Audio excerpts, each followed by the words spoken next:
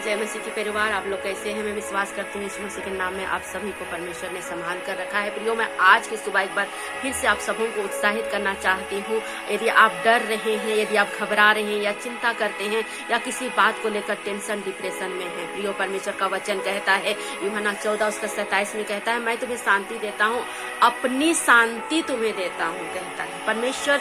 शांति देने वाला, शांति का राजकुमार हो परमेश्वर आपके साथ है, तो आपको क्यों घबराना, क्यों चिंता करना, क्यों अशांति में रहना। प्रभु का वचन कह रहा है आपसे आज की सुबह कि मैं तुम्हें शांति देता हूँ। अपनी शांति वो देता है। यीशु मसीह शांति से भरा हुआ था, यीशु मसीह आनंद से भरा हुआ था। यीशु मसीह को हम देखते हैं संसार पर वो शांति के साथ जीवन व्यतीत किया और उसी शांति के कारण वो लोगों के जीवन में भलाई को करता गया। और वो शांति, जो शांति के साथ वो जिया, वही शांति को हमें और आपको देना चाहता है। जैसे संसार देता है शांति, वैसे नहीं, लेकिन परमेश्वर की शांति अद्भुत है। परमेश्वर की शांति ऐसी शांति जो कभी खत्म नहीं होगी। परमेश्वर का वचन कहता है, मैं तुम्हें वैसी शांति नहीं देता जैसे संसार तुम्हें क्या करता है, देता है। और कहता है, और एक चीज को कहता है, तुम्हारे हृदय व्याकुल ना हो और तुम ना ही क्या करो, भयभीत हो। परमेश्वर ने हमें भय की आत्मा नहीं दिया। प्रियो, हम क्यों भय खाते हैं? हम क्यों भूल जाते हैं कि परमेश्वर हमारे साथ है? परमेश्वर हमारा यहोवा चरवाहा है।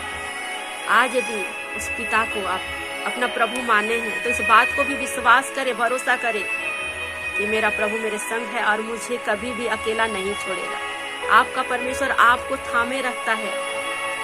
हम लोग हो सकता है कि एक बार भूल जाते हैं, छोड़ देते हैं, प्रार्थना नहीं करते, लेकिन परमेश्वर अभी कभी नहीं ऐसा चाहता है, कभी नहीं वो छोड़ता है, हर पल वो साथ रहता है। बस आपकी पुकारने की देर है। प्रिय, परमेश्वर आपसे बहुत प्रेम करता है, उसका प्रेम को आप कभी नाप नहीं सकते हैं।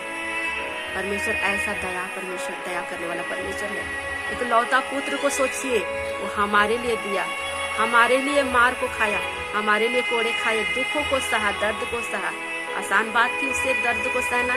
नहीं, लेकिन फिर भी सहा। क्यों?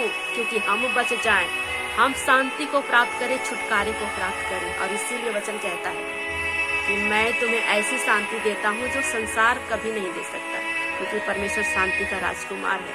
प्रभु का वचन कहता है 2 तीमुथियुस 1:7 में कहता है, क्योंकि परमेश्वर ने हमें भय की आत्मा नहीं दी है, हमारे अंदर भय की आत्मा नहीं है, बल्कि सामर्थ की आत्मा है। उसे पहचानिए। प्रेम की आत्मा, आत्मा संयम की आत्मा दिया है, उसे पहचानने की देर है आपके जीवन में। यदि जिस दिन आप समझ जाएंगे कि आप मसीह यीशु में कौन है, आपके अंदर कौन सा आत्मा दिया है, आप कभी भी भय नहीं खाएंगे, कभी भी अशांति में जीवन व्यतीत नहीं करेंगे। पहचानिए, प्रत्येक दिन प्रभु के साथ आइए, घुटनों में आए, प्रभु को पुकारिए, वचन पढ़े। वचन आपको आजादी देगा, वचन आपको जीवन में शांति को लेकर आएगा, वचन आपको मार्गदर्शन दिखाएगा। परमेश्वर का वचन आपको सही क्या है, गलत क्या है, उन सभी को बताएगा पवित्र आत्मा। सच में परमेश्वर की आत्मा हमारे अंदर जो है वो भय की नहीं है, लेकिन क्या है, सामर्थ, धर्मी और प्रेम और संयम की आत्मा है। आमेन, हालेलुया। भजन संहिता 55:22 में कहता है, ये वचन है कि अपना बोझ यहोवा पर डाल दे और वह तुम्हें संभालेगा। ये क्यों कहता है? ये क्यों कहता है कि अपना बोझ यहोवा पर डाल दो और वह तुम्हें संभालेगा, वह धर्मी को कभी विचलित नहीं होने देगा। ये इसलिए कहता है क्योंकि वो हमारी बोझ को उठाया, वो हमारे बोझ को क्रूस पर उठा लिया। यहोवा परमेश्वर उस संभालता है। यहोवा परमेश्वर हमें और आपको धर्मी ठहराया और धर्मी को कभी विचलित नहीं होने देगा। यदि आपका मन व्याकुल हो रहा है, यदि आपका मन विचलित हो रहा है, यदि आप बोझ से दबे हुए हैं, तो कहीं ना कहीं परमेश्वर का ज्ञान से आप अनजान हैं, इस वचन से आप अनजान हैं, जिसके कारण आप बोझ का सामना कर रहे हैं। इस वचन को याद करें, इस वचन को आप अपने हृदय में ले लें और अपना बोझ यहाँ पर डाल दीजिए। और जिस दिन आप अपने बोझ को डाल देते हैं परमेश्वर पर, परमेश्वर आपके बोझ को दूर करेगा। मैं उन लोगों से कहना चाहती हूँ जो आप अपने आप को कमजोर या अकेला महसूस कर रहे हैं, आप बोझ से दबे हुए महसूस कर रहे हैं, प्रभु के पास आए। आपका बोझ को हल्का करेगा ही नहीं, लेकिन दूर भी करेगा। निरंतर प्रभु की उपस्थिति में चले, चाहे संसार आपको कितना भी बुरा भला क्यों ना कहे। यीशु मसीह में बढ़ेंगे, यीशु मसीह में चलेंगे, तो ये स्वाभाविक है कि लोग हमें ताड़ना देंगे, लोग हमें भला बुरा कहेंगे। फिर भी आप प्रभु पर ईमान रखें, विश्वास योग्य वो पिता है। परमेश्वर के साथ चलते रहें, प्रभु आपको कभी गिरने या लज्जित होने नहीं देगा। आप किसी भी बात की चिंता ना करें, लेकिन परमेश्वर का वचन जिस प्रकार से कहता है, किसी भी बात की चिंता ना करो, बल्कि हर बात में प्रार्थना विनती के द्वारा धन्यवाद देते हुए अपनी विनती परमेश्वर को बताओ। हमें मनुष्य को नहीं बताना है, हमें परमेश्वर को बताना है। अपने रिश्तेदार, अपने करीबी लोगों को भी नहीं बताना है, हमें उन लोगों को बताना है जो आत्मा से भरे हुए लोग हैं, जो प्रार्थना कर सकते हैं आपके लिए ईमानदारी पूर्वक। उन्हें आप बताइए। और दूसरी बात है, आप सिर्फ और सिर्फ परमेश्वर को बताएं, प्रार्थना में समय बिताएं।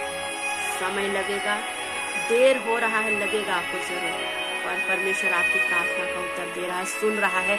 आपको किसी बात की चिंता करने की जरूरत नहीं है, परमेश्वर आपको संभाल लेगा। आपका विनती कभी व्यर्थ नहीं जाएगा। परमेश्वर का वचन कहता है, इब्रानियों 13:6 में लिखा है, इसलिए हम विश्वास पूर्वक कह सकते हैं, जिस प्रकार यहाँ के कलीसिया कह रहा है कि विश्वास पूर्वक कह सकते हैं, यहोवा मेरा सहायक है, मैं भयभीत नहीं होऊंगा। मनुष्य मेरा क्या कर सकता है? यदि आपके विरोध में कोई भी ऐसे मनुष्य हैं जो गंदे बातें को करते हैं, आपको परेशान करते हैं, आपके विरोध में गंदे षड्यंत्र को रचते हैं, परमेश्वर का वचन कहता है मनुष्य आपका कुछ भी नहीं कर सकता है। आप भयभीत ना हो, निराश ना हो, साहसी बने, परमेश्वर पर भरोसा रखें और कहें, परमेश्वर मेरा सहायक है, परमेश्वर मेरा बल है, मैं भयभीत नहीं होऊंगा। आमीन, हालेलुया।